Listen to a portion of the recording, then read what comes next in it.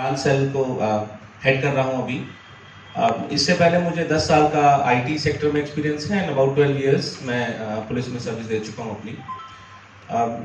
जैसा कि सर ने कहा, मेरा टॉपिक जो है वो पुलिस की थाने की कार्यप्रणाली और वो कैसे न्यायपालिका से संबंध रहता है उसका, किस तरह से आपके पास लोग आएंगे, वो किस तरह से आपको उनको डील करना है। कभी कभी थाने से असंतुष्ट होकर भी लोग आते हैं, कई बार उनकी एफआईआर नहीं लिखी जाती किन्हीं कारणों से, तो कोर्ट को अप्रोच करते हैं। जहाँ तक मैं समझ सकता हूँ, अगर उनके पास वकील या उनके पास ज्ञान का अभाव होता है तो आप लोग उनको मदद करेंगे।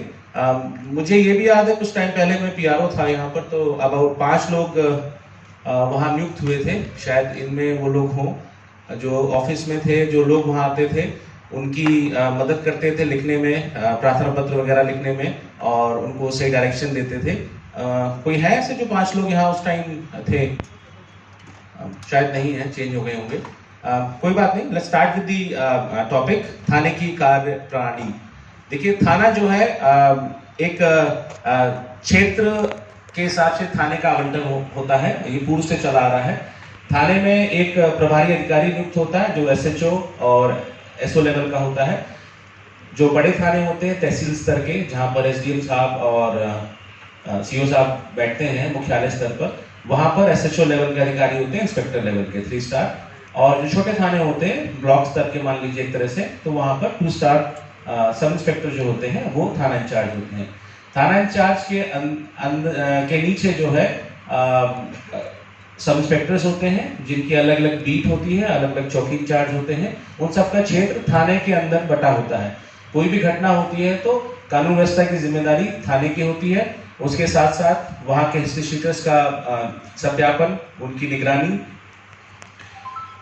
जो भी वांछित अपराधी होते हैं उनकी गिरफ्तारी के साथ साथ वहाँ पर जो भी मुकदमा लिखा जाता है, उस मुकदमे में अभियुक्तों की अरेस्टिंग, उसकी विवेचना करना और उसको अंजाम तक पहुंचा के मुलजिम को, जो नामित अभियुक्त है, उसके खिलाफ अगर सबूत मिल रहे हैं तो उनको हम चार्जशीट फाइल करके कोर्ट के समक्ष प्रस्तुत करते हैं।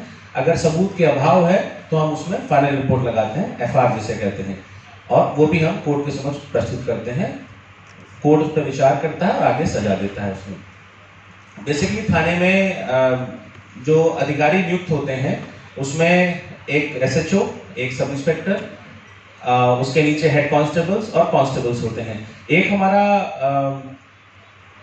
हेड मोहरेर होता है जिसको हम दीवान जी कहते हैं। He takes care of all the office business. पूरा जो ऑफिस का बिजनेस है, जो एफआईआर जो लिखने को व्यक्ति जाता है थाने में, सबसे पहले वो एक प्रार्थना पत्र प्रस्तुत करता है। वो जो कार्यलेख पर होता है उस दिन, जो हमारा मुंशी होता है, बेसिकली उसको पढ़ा लिखा मुंशी, जो हमारा ज्ञान जिसको होता है धाराओं का, आईपीसी और सीआरपीसी का, उसको हम नियुक्त करते हैं कार्यलेख पर।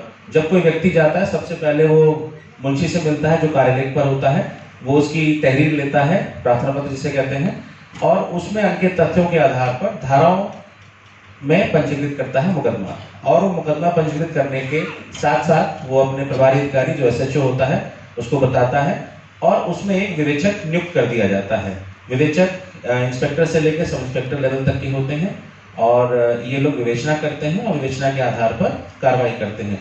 अभियुक्त अगर विवेचना के दौरान साक्ष्य मिलने पर गिरफ्तार किया जाता है तो उसको न्यायालय के समक्ष प्रस्तुत किया जाता है।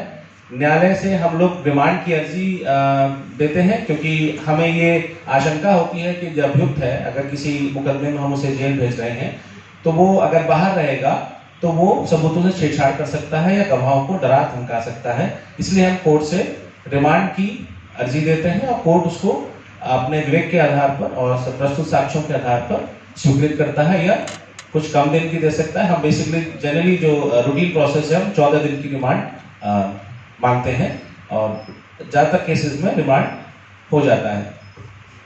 उसके बाद जब ये हम उसमें चार्जशीट फाइल कर देते हैं, जिस भी मुकदमे में वो अभियुक्त जेल में है, तो चार्जशीट होने के बाद वो मुलजिम जो है उसका ट्रायल शुरू होता है, और ट्रायल कोर्ट में होता है, और कोर्ट उसमें मुलजिम को साक्ष्यों और गवाहों के आधार पर उसको सजा देती है या दोषी देती है या बरी कर देती है।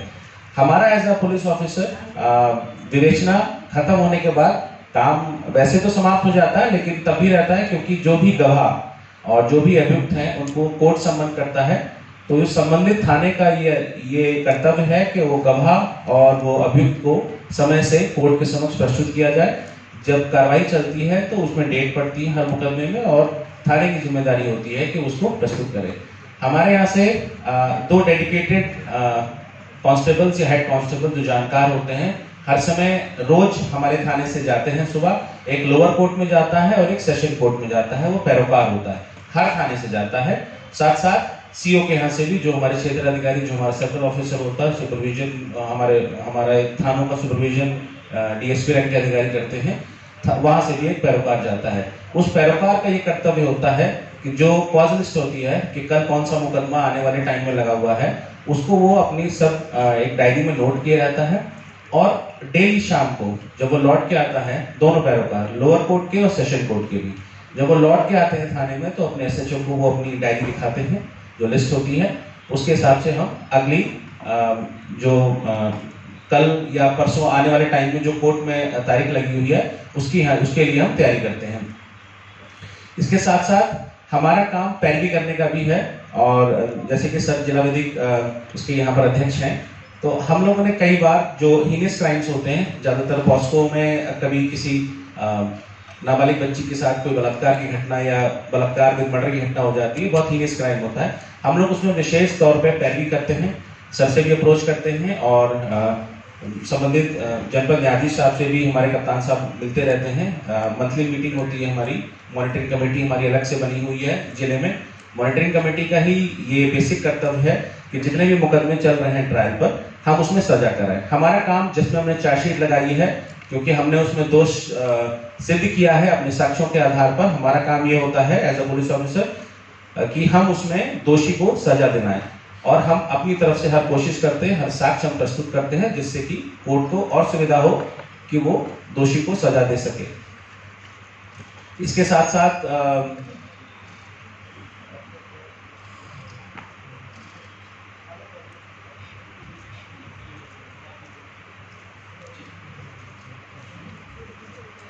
अब जब एक मुकदमा पंजीकृत